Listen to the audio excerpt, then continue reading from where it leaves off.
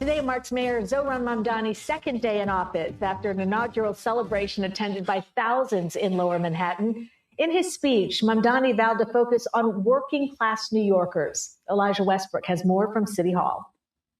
Good morning. Well, it's day 2 here at City Hall, which means that Mayor Zohran Mamdani is officially on the clock. This as just yesterday he signed 3 executive orders, all aimed at putting pressure on landlords and fast-tracking housing development.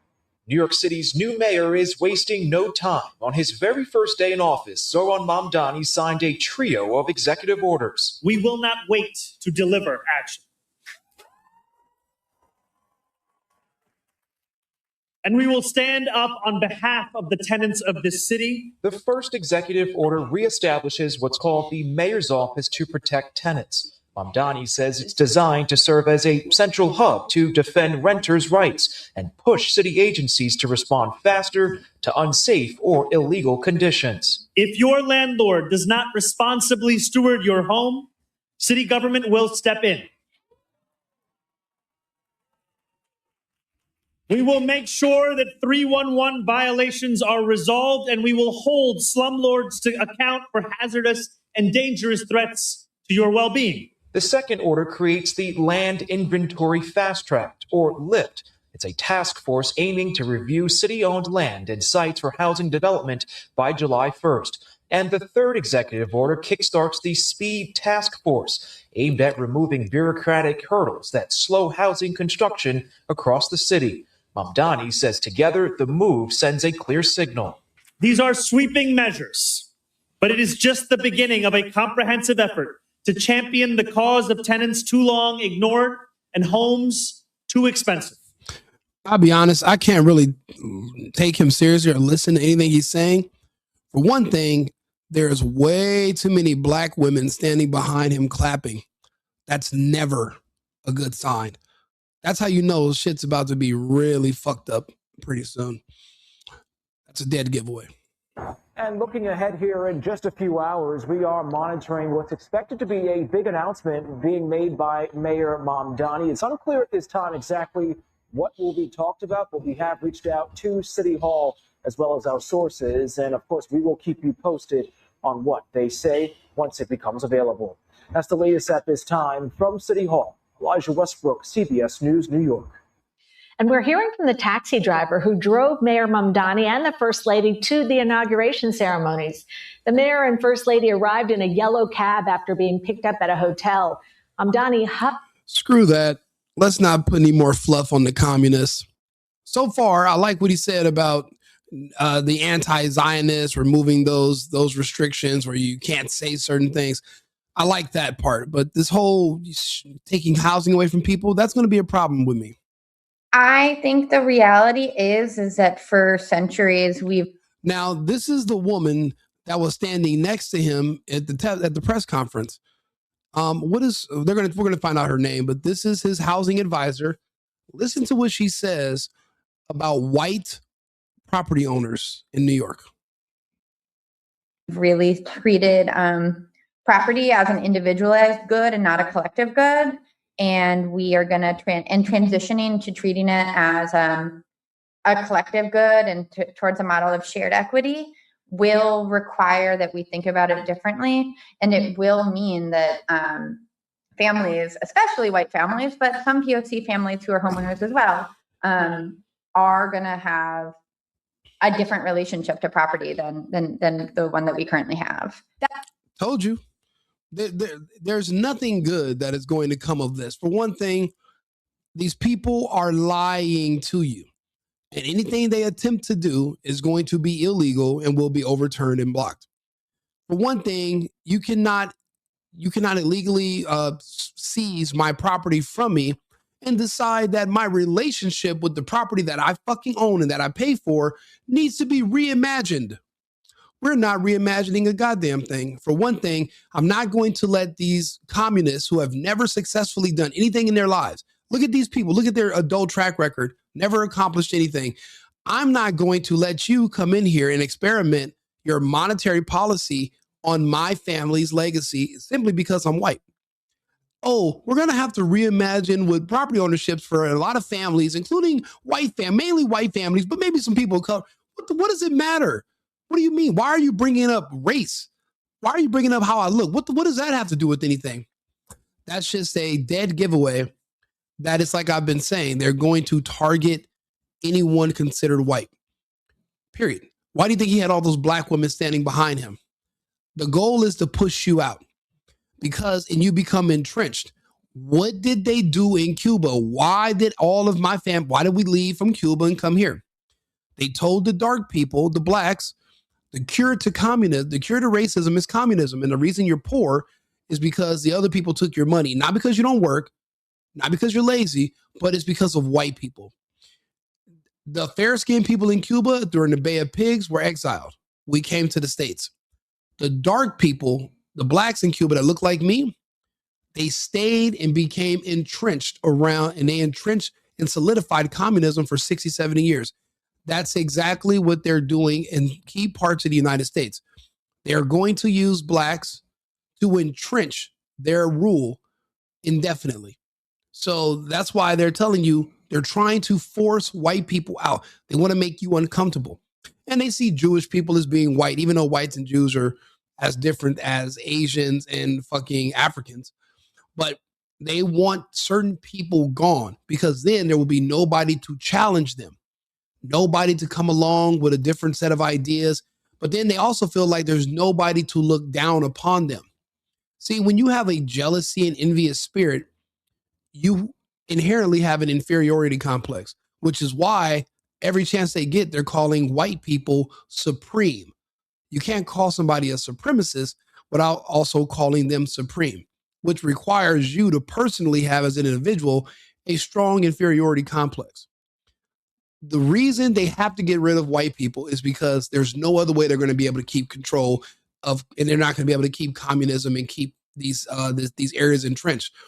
The only problem standing in their way is that beautiful, magnificent, and might I say sexy thing that we call a constitution that will prevent them from seizing our property and from restricting us and changing monetary policy where we're going to, instead of you being a homeowner, we're going to collectively own it. What the fuck does that mean?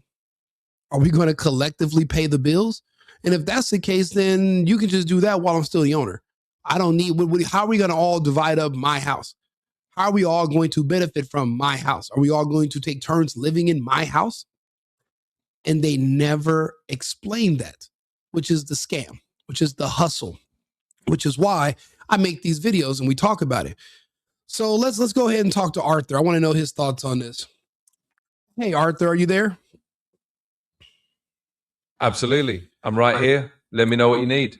So in the picture that I uploaded about the woman talking about taking away property rights in New York City, for one thing, I want you to tell me her name. And for two, what is this whole thing about we need to reimagine property ownership, and it's going to look differently for white families? They're going to have a different relationship with property than they do now. And they're talking about doing collective property ownership. How does any of that even work? Because, you know, MAMDANI's doing this whole push for communism in New York. How is this housing thing supposed to work? Do you have any thoughts or information on that?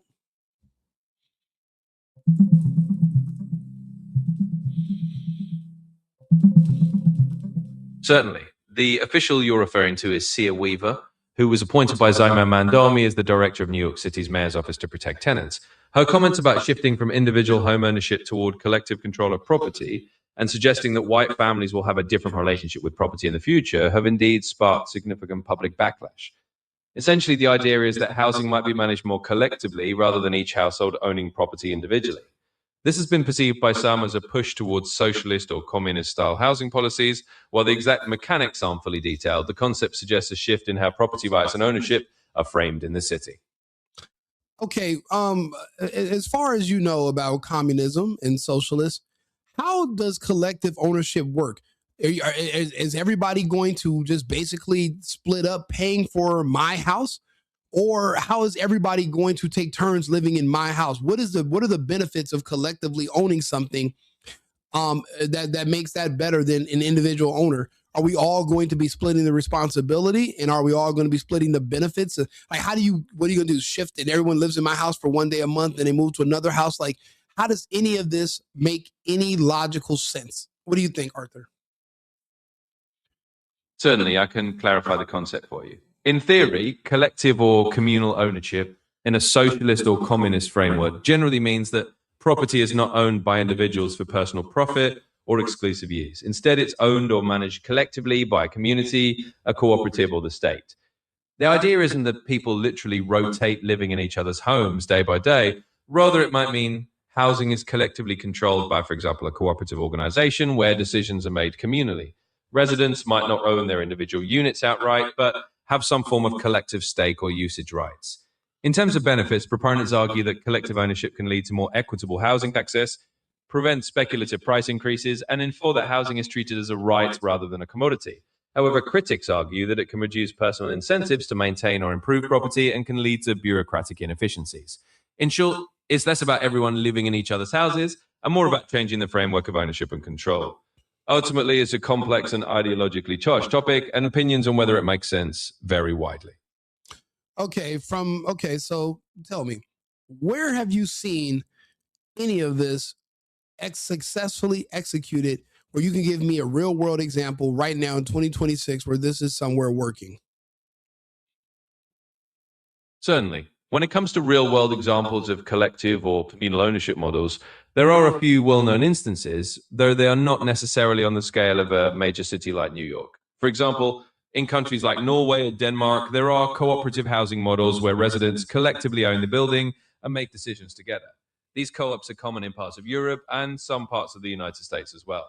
In these communities, residents have a share in the cooperative rather than owning their unit outright, and they collectively manage the property. But wait, Arthur, stop right there. We already have co-ops here in the United States. In New York, for example, a lot of buildings are owned by, there's a board and there are co-ops, you got to get approved. But if she's saying they have to reimagine it, then it's something that's not already been imagined. This is what's already been imagined. What's the new? What are they reimagining about this? Because this is already something that's on the books. If they were referring to this, she would have just said, yeah, we're going to just take a Norway, Denmark style of governance. They're talking about reimagining this. So what I'm asking is, are there ever instances where they're going to say, yeah, we're all going to collectively pay for your house? So because it sounds like you guys want to run my house collectively, but you don't want to be responsible for paying for it collectively, which seems like would be a big issue. No? Certainly.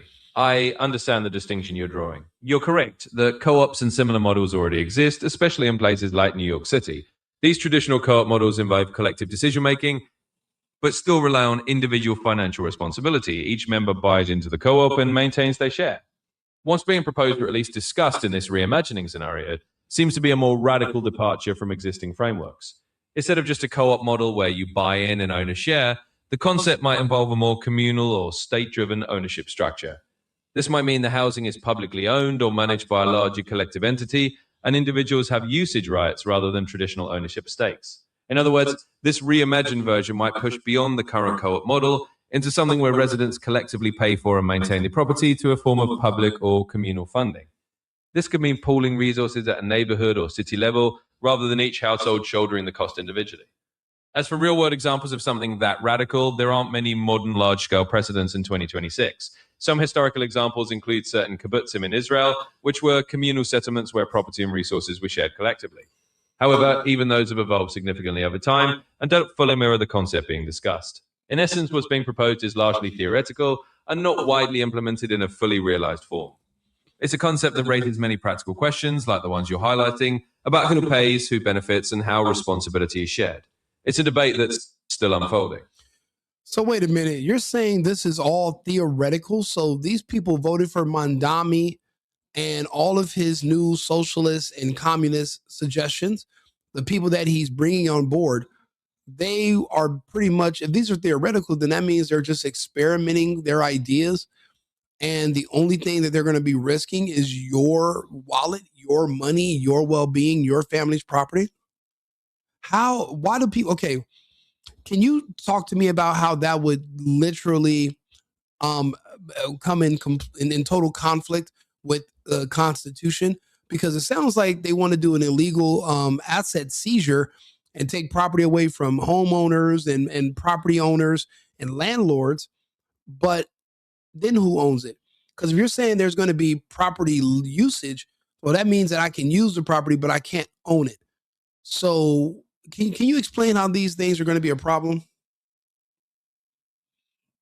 Certainly. What you're highlighting is a fundamental tension between a theoretical communal ownership model and the principles of private property rights as they're traditionally understood in the United States. In the US, property ownership is strongly protected by law and the Constitution, and any large-scale shift away from that would indeed raise significant legal and constitutional questions. If a government or local administration were to attempt to fundamentally alter the nature of property ownership, for instance by converting privately owned property into collectively controlled property, that would likely be challenged as unconstitutional.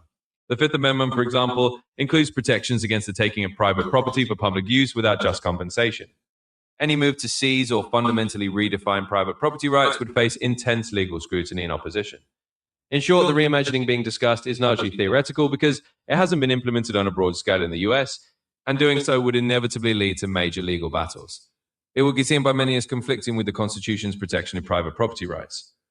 That's why these proposals remain largely hypothetical and controversial rather than established policy.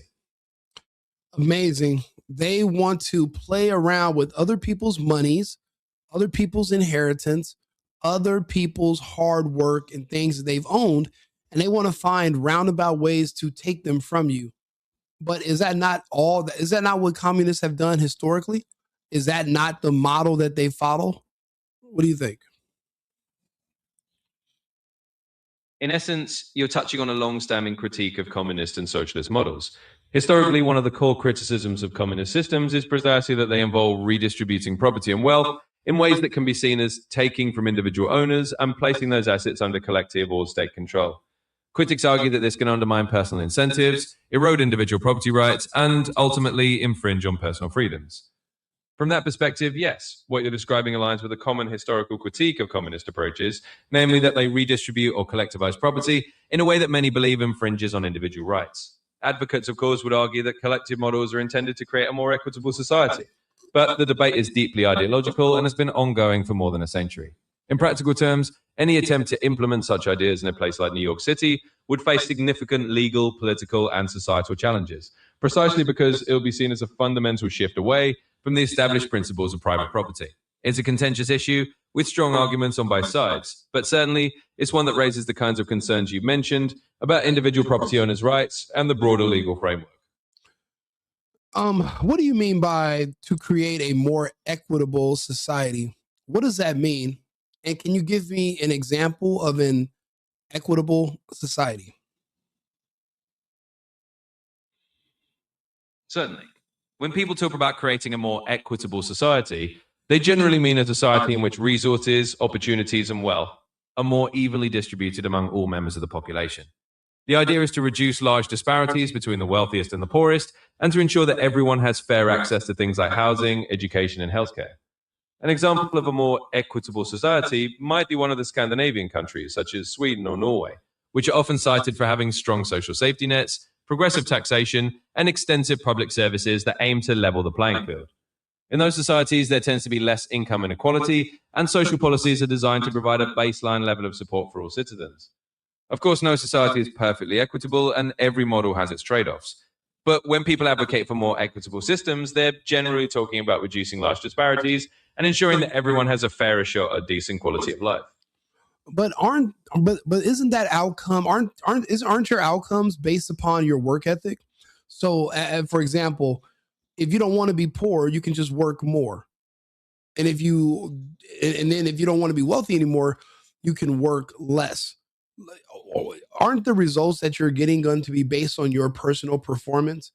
Well, I don't understand how does one with a poor work ethic in a equitable society become enriched? How does that happen if in an equitable society? Like, where is it different? Because if you don't want to work, then how are you going to get it advanced? Does an equitable society, do they just carry you if you're lazy and they still give you the same that a person who's working harder gets. Like, I never understood that. So that's a very common and understandable question.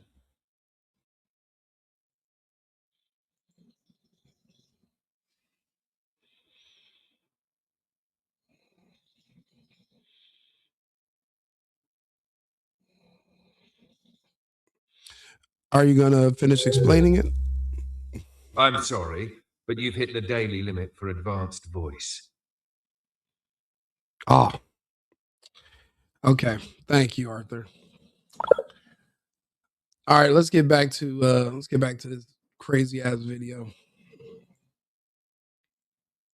That is Sia Weaver, Zohran Mamdani's new director of the Office to Protect Tenants. She obviously believes that private property isn't a right, which is absolutely insane when it is literally a right that this country was founded on. It's so disturbing to listen to someone who has been put in a position of power describe private property in America like this. And, you know, it's a slap in the face, too, to hear Weaver describe private property in this way in the year of our 250th anniversary, when so many people fought so bravely and diligently to protect that very right. But yet, Mamdani was elected to be mayor of, frankly, one of America's most quintessential cities, and these are the policies that they're putting forth. I think the reality is that for centuries we've really treated.